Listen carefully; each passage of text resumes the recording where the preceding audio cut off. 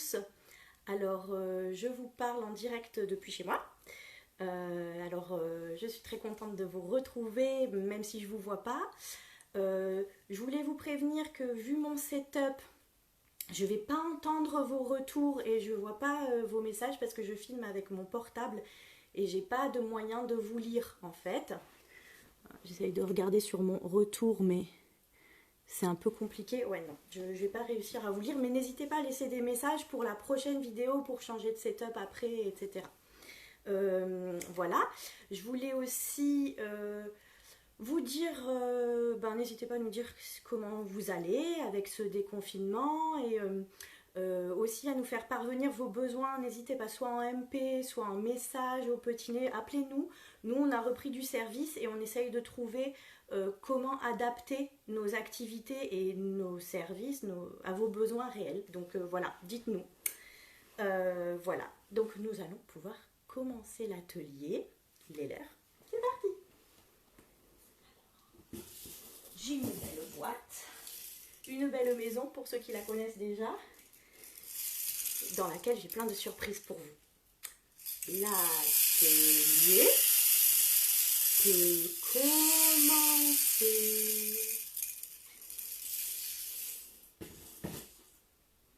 On va réveiller quelqu'un que vous connaissez peut-être déjà. Toc toc toc, petit pouce, es-tu là? Toc toc toc, petit pouce, es-tu là? Sommeil. Allez, c'est pour l'atelier avec les enfants. Oh, d'accord, je me lève. Et je vais vous présenter ma maman, mon papa, la dame et le petit. Et qui vont aller vous lire une histoire. C'est l'histoire des 5 petits doigts de Nadja, édition L'École des loisirs.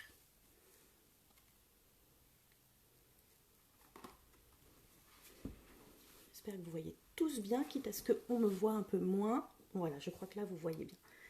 Les 5 petits doigts. Il était une fois 5 petits doigts. Le premier, qui s'appelait le pouce, dit « Je veux faire un bon dîner ».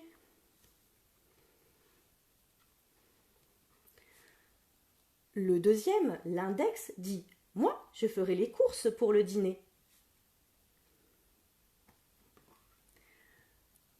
Le troisième, le majeur, dit « Et moi, je mettrai la table ». Le quatrième, l'annulaire, dit « Je cueillerai un beau bouquet de fleurs pour décorer la maison ». Et le cinquième, le plus petit, dit « Ouin, ouin, ouin, je ne pourrai rien faire, car je suis l'auriculaire ». Et voilà, 5 petits doigts de Nadja, édition L'École des loisirs.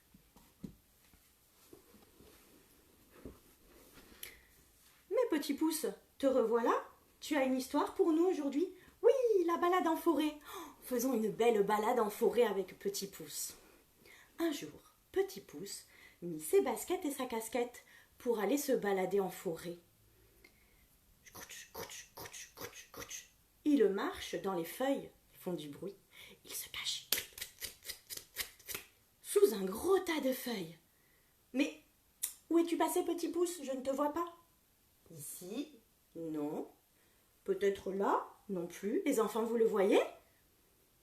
Ah, te voilà, t'étais bien caché. Oh, mais j'entends un bruit au loin dans la forêt. Aouh! Aouh! Vite, cache-toi, Petit Pouce, c'est le loup. Aouh! Oh. Mais non, tout va bien. C'était le petit, le rikiki qui te faisait une blague. Tu peux sortir. Ah! Justement, il te demande « Allez, viens, on retourne jouer. » Oh non, je préfère me coucher. Au revoir, Petit Pouce, à tout à l'heure peut-être. Mais à propos de forêt, je connais une histoire qui se passe en forêt avec un grand méchant loup.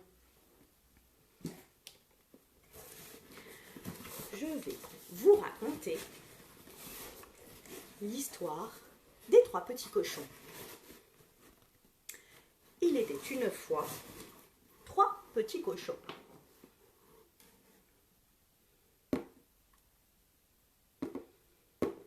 Tout rose et tout mignon. Ils jouaient dans la forêt. Ils s'amusaient bien. Mais il savait que autour de la forêt rôdait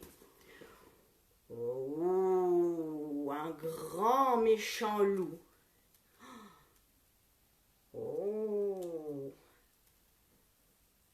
Alors, ils décidèrent de construire chacun une maison. Le premier construisit une maison en paille.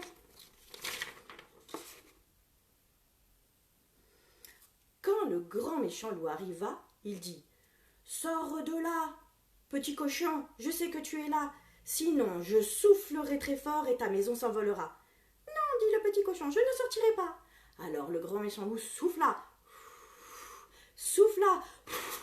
et la maison s'envola. Le petit cochon eut très peur et partit vite se cacher chez son deuxième frère, qui lui avait construit une maison de bois.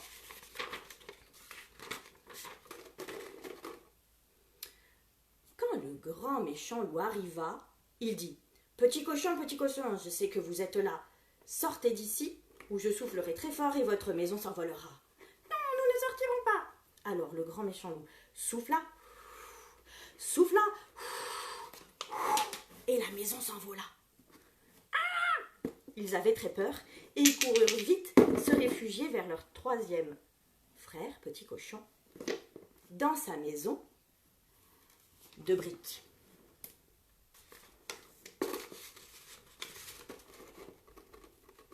Le grand méchant loup arriva et dit « Petit cochon, sortez de là, ou je soufflerai très fort et votre maison s'envolera. »« Non, nous ne sortirons pas. » Alors le loup souffla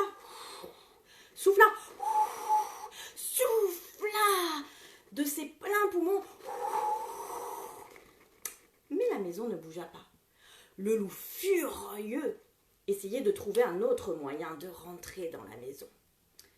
Mais les petits cochons malins savaient qu'ils pouvaient passer par la cheminée. Alors, ils décidèrent d'y allumer un grand feu pour lui créer une vilaine surprise quand il descendrait. Et effectivement, ça ne fit pas un pli. Le loup trouva la cheminée et passa dedans. Il rentra dans la maison. Mais il se brûla les fesses si fort qu'il ressortit à toute vitesse et que plus jamais on n'entendit parler de lui. Voilà, c'était l'histoire des 3 petits cochons dans la forêt.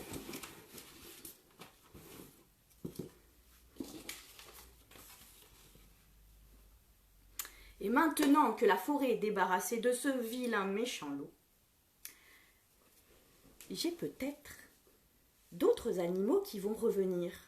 Oh, je l'entends déjà.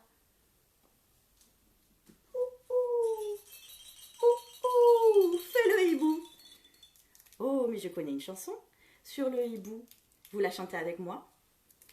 Dans la forêt lointaine, on entend le coucou. Du haut de son grand chêne, il répond au hibou. Coucou hibou, coucou hibou, coucou hibou, coucou. Coucou hibou, coucou hibou, coucou hibou, coucou. Oh, mais dis-moi hibou, tu vas nous chercher le prochain livre?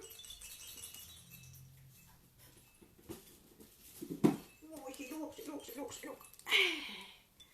Un livre sur un hibou. Je vais vous lire Un peu perdu de Chris Houghton aux éditions Thierry Magnier. J'essaie de me rapprocher un maximum. On est pas mal. Bon, il est un petit peu griffonné par mon fils, hein, ça. On fait ce qu'on peut. Hop. Oh. Boing, boing, boing. Est-ce que ça va? demande Écureuil. Je suis perdu, dit Bébé Chouette. Oui, ma maman. Ne t'inquiète pas, bonhomme, on va la retrouver. Elle est comment, ta maman? Ma maman, elle est très très grande comme ça, dit Bébé Chouette. Ok, je vois, s'exclame Écureuil. Suis-moi.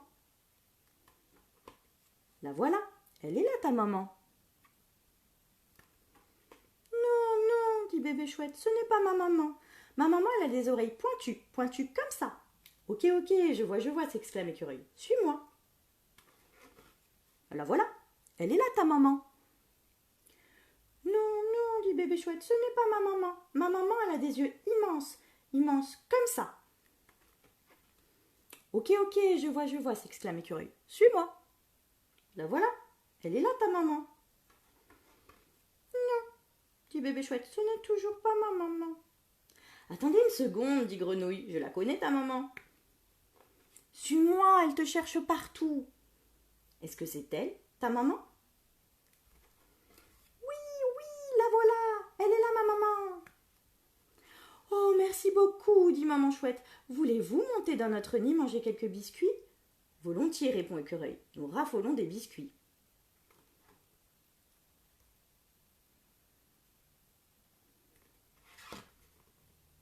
Oh! Catastrophe, bébé chouette est tombé du nid. C'était Un peu perdu de Chrysotome, aux éditions Thierry Magnier.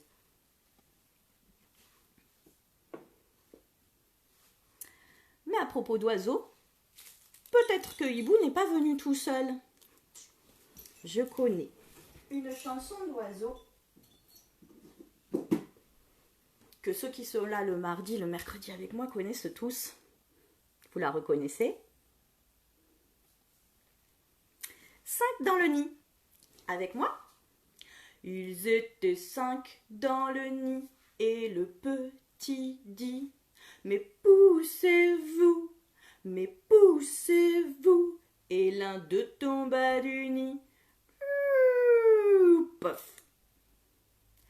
Ils étaient 4 dans le nid et le petit dit: mais poussez-vous, et l'un d'eux tomba du nid. Pof. Ils étaient 3 dans le nid et le petit dit: mais poussez-vous, et l'un d'eux tomba du nid.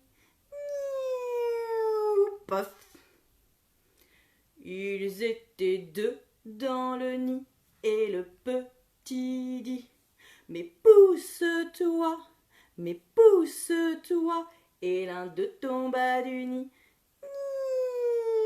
Pof. Il était seul dans le nid et le petit dit: mais où êtes-vous,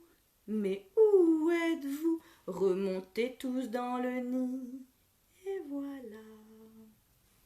Je fais une toute petite pause parce que j'ai l'impression que j'ai un message sur Facebook. Non, ça c'est pas grave. Je verrai plus trop le retour, mais maintenant je sais me placer. Alors, 5 petits oiseaux dans le nid. Ça me fait penser à un livre, on continue sur le thème de la forêt et des oiseaux. Et j'ai un joli livre à vous lire. J'espère que vous le voyez tous bien. Au pire des cas, si la vidéo n'a pas marché, je la refilmerai, je la posterai de manière, du coup non live, mais du coup je saurai faire un truc bien. J'espère que là ça passe bien, on verra après du coup. Alors, je vais vous lire Les oiseaux d'Adèle de Fatima Sharafeddine et de Sarah Sanchez aux éditions Gallimard Jeunesse.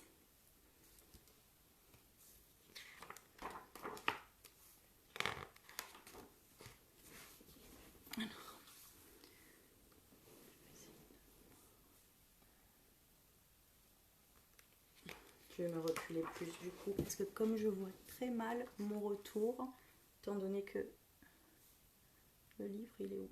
Il est là. Adèle est un garçon plein d'idées. Il adore fabriquer des oiseaux avec de jolis papiers colorés. Quand Adèle commence ses pliages, il oublie tout ce qui l'entoure. Il plonge dans un autre monde, un monde rempli d'oiseaux de toutes les couleurs. Rien ne peut le perturber, ni les rires des enfants à l'extérieur, ha ha ha ha ha ha, ni la sonnerie du téléphone, dring dring dring. ni l'émission que son père regarde le soir à la télé, bla bla bla bla bla bla bla, ni la radio que sa grand-mère aime écouter très fort. La la la la la la. Même le bruit de la machine à laver qui résonne à la cave ne peut déconcentrer Adèle pendant qu'il fabrique ses oiseaux en origami. Bla bla bla bla bla bla, la la la la la la, ah ah ah ah ah ah ah, dring dring dring dring. Mais quand il voit la lumière rouge qui s'allume près de la porte de sa chambre, il sait que c'est l'heure du repas. Alors, il pose ses papiers et descend dans la salle à manger. Ses parents lui montrent sa chaise et Adèle leur montre son ventre qui gargouille. Avec ses mains, il raconte qu'il a fabriqué aujourd'hui 20 oiseaux en papier. 1, 2, 3, 4, 5, 6, 7, 8, 9, 10, 11, 12, 13, 14, 15, 16, 17, 18, 19 et 20. Son papa lui dit « Tu es vraiment doué » et son frère demande « Tu voudrais bien m'apprendre à faire des pliages ?» Adèle acquiesce en souriant. Évidemment qu'il est d'accord pour partager sa passion avec son grand frère. Adèle est un garçon plein d'idées et surtout plein de talent. Il sait même parler avec ses mains et lire sur les lèvres. À la fin de ce livre, vous trouverez 2 jolis exemples d'origami à faire pour faire des oiseaux comme Adèle. Et voilà, c'était Les oiseaux d'Adèle de Fatima Sharafeddine et Sarah Sanchez aux éditions Gallimard Jeunesse. Je vais vous proposer à présent de revenir en ville par cette petite chanson que je chante moi en portugais. Alors, je ne parle pas portugais, certains me reprendront, mais bon, on va essayer. C'était A Roda do Autocarro. Vous êtes prêts avec moi? Les doigts, et on y va. A roda do autocarro, roda, roda, roda, roda, roda, roda. A roda do autocarro, roda, roda, pela ciudad. A buzina faz puet, puet, puet, puet, puet, puet, puet, puet, puet. A buzina faz puet, puet, puet, pela ciudad. A bebê faz wah, wah, wah, wah, wah, wah, wah, wah. A bebê faz wah, wah, wah. Pela ciudad. A mamá faz a mamá faz pela ciudad. Merci. Et puisqu'on est retourné en ville avec notre bus, j'ai un dernier livre à vous proposer.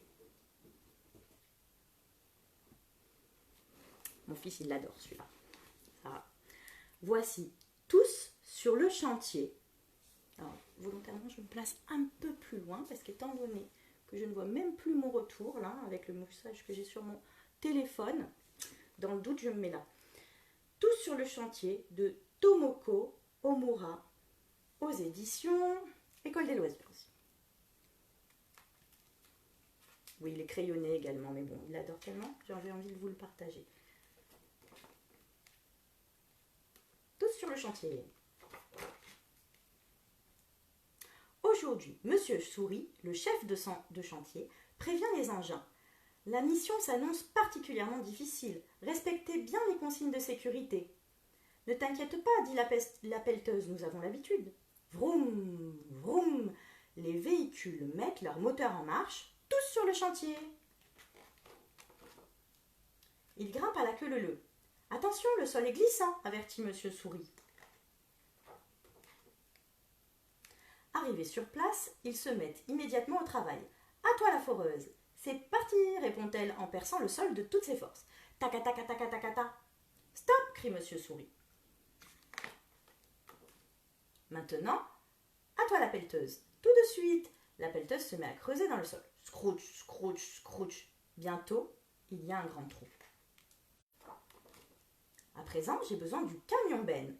J'arrive. La pelleteuse charge les pierres dans la benne du camion. Clong, clong. Ensuite, j'appelle la bétonnière. J'attendais mon tour, dit-elle joyeusement, en faisant couler du ciment dans le trou. Splotch, splotch, splotch. Mais tout à coup, il fait nuit. Pas de panique, dit Monsieur Souris. Allumez vos phares et continuons à travailler. Par ici la grue. Me voilà, dit-elle en apportant une plaque de métal. Marche arrière. Stop, crie Monsieur Souris. La grue pose doucement la plaque au-dessus du ciment. Pour finir, j'ai besoin du rouleau compresseur. Criss, criss, criss. J'ai assez aplati le sol, demande le rouleau compresseur. C'est parfait, répond Monsieur Souris. Le chantier est terminé. Merci à tous. Soudain, le sol tremble. Que se passe-t-il demande le rouleau compresseur inquiet. Un vent fort se met à souffler. Ouh, ouh, ouatchoum!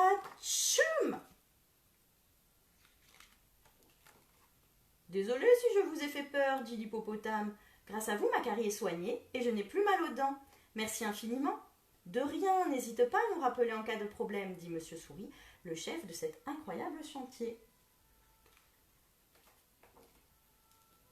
Et voilà, c'était Tous sur le chantier de Tomoko Omura, édition École des loisirs.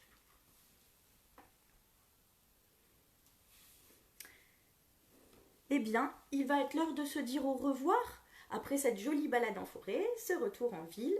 J'espère que l'idée des thèmes vous plaise. J'ai essayé de faire un petit truc en plus.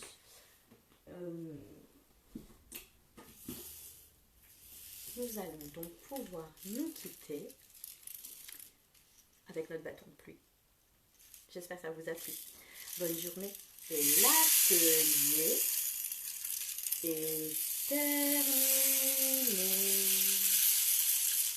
Voilà, bonne journée à tous. Et comme prévu, si ça n'a pas marché puisque j'ai pas vu le retour, je refilmerai tout et vous l'aurez bien, mais pas en live du coup. Bonne journée.